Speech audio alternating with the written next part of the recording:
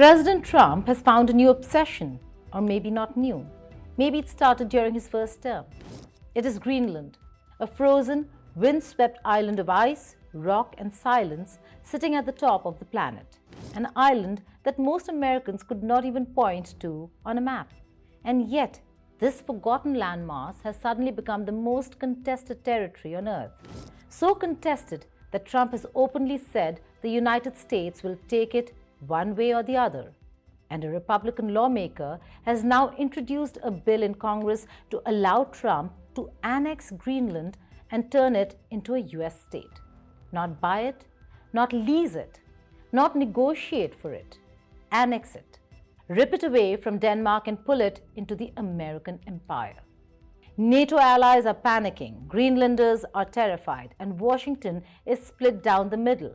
So why is Trump willing to threaten alliances, destabilize the Arctic, and rewrite international law just to seize one seemingly frozen island?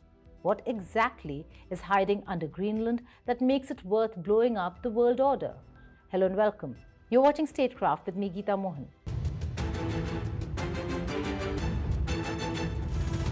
Back in 2019, when Trump first said he wanted to buy Greenland, the world laughed. Late-night shows mocked him. Danish politicians joked that he should buy Disneyland instead. Greenland's government politely but firmly said the island was not for sale. Trump cancelled a state visit to Denmark in a tantrum, and the story faded. But what most people missed was that joke never left Trump's mind. And in his second term as US President in 2025, the idea of Greenland's annexation kept coming back. As China hunted for rare earth minerals, Greenland appeared on mining radars. As Russia militarized the Arctic, Greenland re-emerged as a strategic choke point.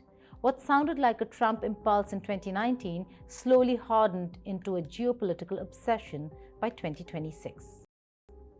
When Trump returned to the White House in 2025, he returned as a man convinced that America had been cheated, boxed in, and restrained by alliances. And Greenland to him became the ultimate symbol of what America should take back. In one of his first speeches to the Congress, Trump casually said the United States would make Greenland very rich and secure it one way or the other. And I also have a message tonight for the incredible people of Greenland. We strongly support your right to determine your own future. And if you choose, we welcome you into the United States of America. We need Greenland for national security and even international security, and we're working with everybody involved to try and get it. But we need it really for international world security, and I think we're going to get it. One way or the other, we're going to get it. By early 2026, Trump stopped pretending this was friendly negotiation. On Air Force One, he openly discussed taking Greenland the hard way if necessary. Reports leaked of Pentagon contingency plans for stabilization operations on the island. Denmark was blindsided. Greenland's government was shocked. NATO officials were horrified. No US president in modern history had ever spoken so casually about taking territory from an ally. But Trump did not care. To him, Greenland was not Danish. It was American territory that had simply not been claimed yet. I'm not talking about money for Greenland yet. I might talk about that. But right now, we are going to do something on Greenland, whether they like it or not. Because if we don't do it, Russia or China will take over Greenland, and we're not going to have Russia or China as a neighbor. Okay?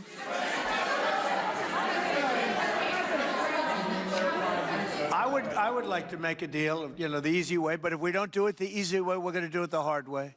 Then came the moment when fantasy became law.